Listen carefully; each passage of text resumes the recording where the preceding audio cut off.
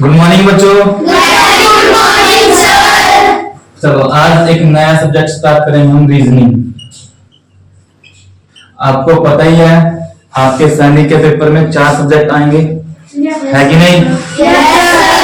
Math, English, GK और reasoning, जिसको आप इंटेलिजेंट भी बोलोगे। इंटेलिजेंस बोलते हो ना? ठीक है। रीजनिंग या फिर बोलो इंटेलिजेंस। अब तक जितनी भी क्लासेस आपने पढ़ी हैं, या 5th या 6th, इवन 8th या 9th, आपने कहीं ना कहीं मैथ, इंग्लिश और जीके पढ़ी ही रखी है।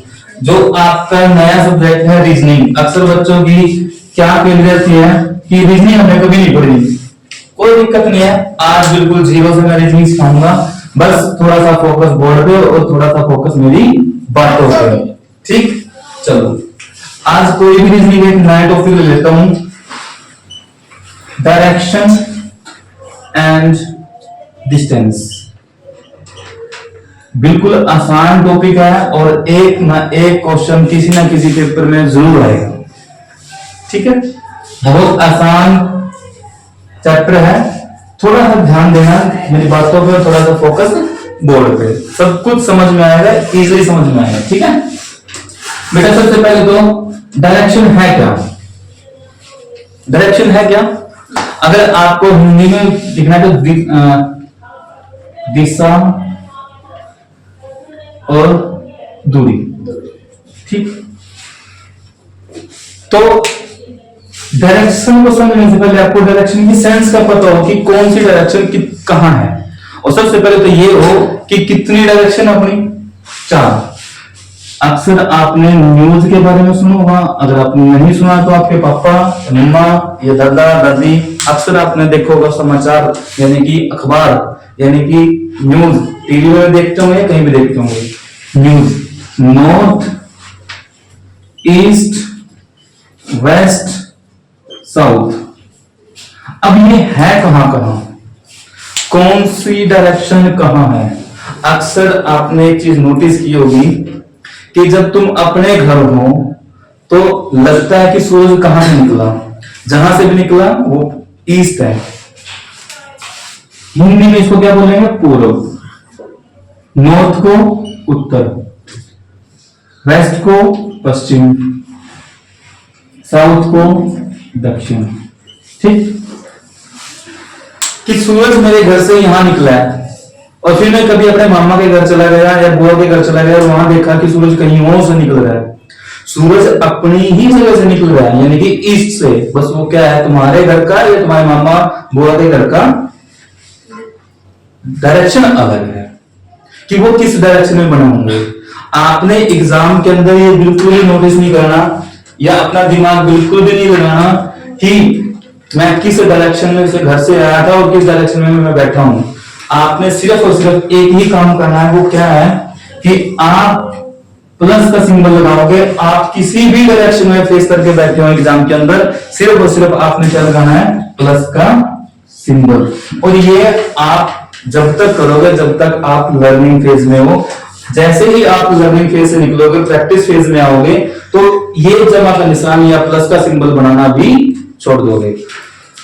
प्लस का सिंबल लगाया, जो स्टार्टिंग में जैसे मैं ऐसे करूंगा तो मेरे सामने पेज ऐसे ही होगा, बोर्ड पे ऐसे है, तुम्हारे पास सीट होगी तो ऐसे प्लस का सिंबल लगाया। जो सामने है वो नॉर्थ है, जो सामने है नॉर्थ है यानी कि उत्तर।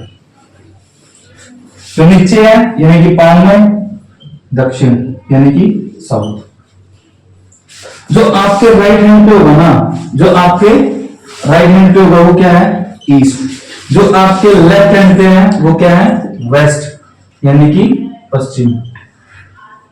और ये है आपका पूर्व। अक्सर आपने सुना होगा कि सूरज पूर्व से निकलता है या sun rises in the east. Got it my point? उसके बाद अगर आपको इतनी बात समझ में आई तो उसके बाद देखो क्या है। मैंने ये एक लाइन लगाई, कितनी लाइन है? एक। मैंने दूसरी लाइन से इसको 20 से काट दिया, दूसरी लाइन से इसको बीच से काट तो दिया। पहली वाली लाइन के कितने हिस्से हो गए? दो। एक हिस्सा ऊपर और एक हिस्सा नीचे। जो ऊपर था वो क्या था? नॉर्थ। जो नीचे था वो क्या था? साउथ। ये क्या है? ईस्ट। ये क्या है? वेस्ट। जो हिस्सा ऊपर रहा और जो हिस्सा नीचे रहा, ठीक। जो हिस्सा ऊपर था पहले उसी को लिख लो, यानी कि नॉर्थ। जो हिस्सा नीचे है उसको साउथ। क्या बचा यहाँ? ईस्ट। यहाँ क्या बचा? ईस्ट। यहाँ क्या है? वेस्ट। यहाँ क्या है? वेस्ट। बेसिक डायरेक्शन कितनी थी? 4। सब डायरेक्शन कितनी होगी? 4। टोटल कितनी डायरेक्शन? 8। आपके पेपर में इन 8 डायरेक्शन के अलावा कोई भी डायरेक्शन नहीं पूछी जाएगी। समझ आ गई बात इतनी? यस। अब कौन सी डायरेक्शन कहां है ये आपको अच्छे से समझ आ गया कि ये ऊपर नॉर्थ है, राइट में नॉर्थ ईस्ट, उसके बाद east, south east, south, south west, west, north west. Clear है चीजें? Yes sir. इसके बाद आपने क्या करना है? समझना है टर्न, मोड। क्या? मोड, टर्न। आपके क्वेश्चन के अंदर या आप जनरली भी खुद भी कितने तरीके से टर्न ले सकते हो? या तो आप लोगे हैंड बेस या फिर लोगे आप एंगल बेस।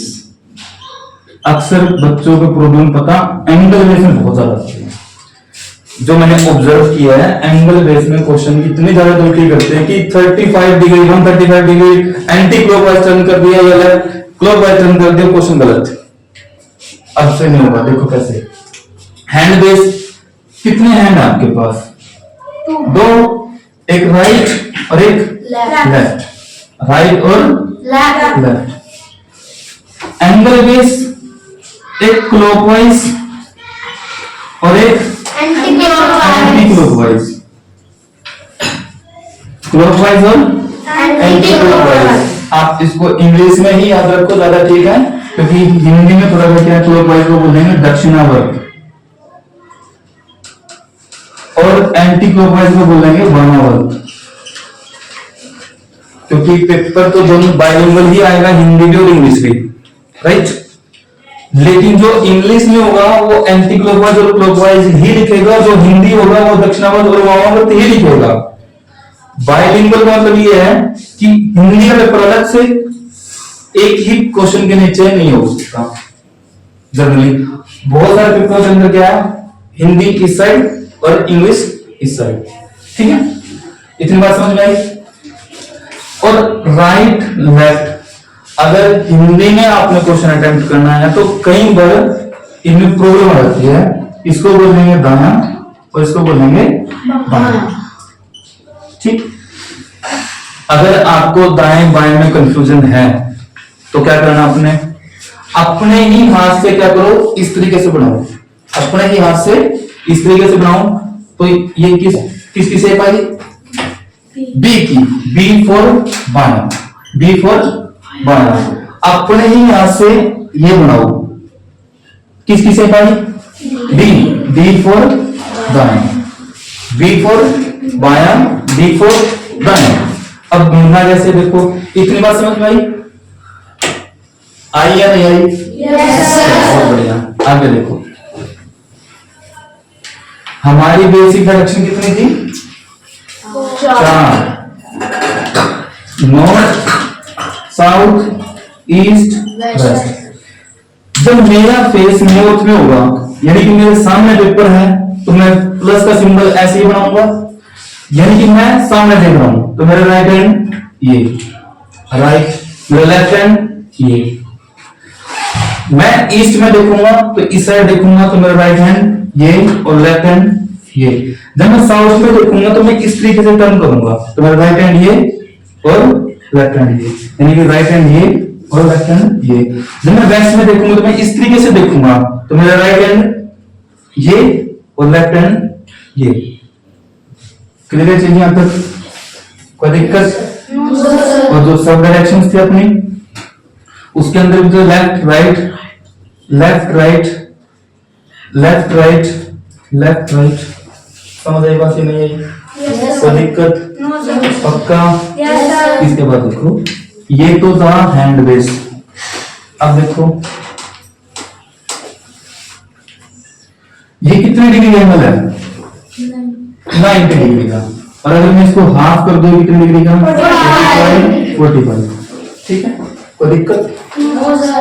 अगर किसी का फेस ईस्ट की साइड है, अगर किसी का फेस ईस्ट की साइड है और बोल दे कि 90 डिग्री या फिर 135 डिग्री या 180 डिग्री एंटी क्लॉकवाइज टर्न कराना है।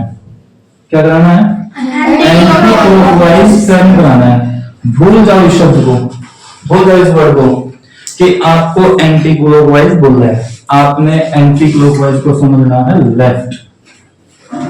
आपका अगर मैं लोकल लैंग्वेज में बात करूं, उल्टा हाथ। एंटी मतलब क्या है? अगेंस्ट, उल्टा। एंटी मतलब उल्टा, अगेंस्ट। तो उल्टा कौन सा? लेफ्ट।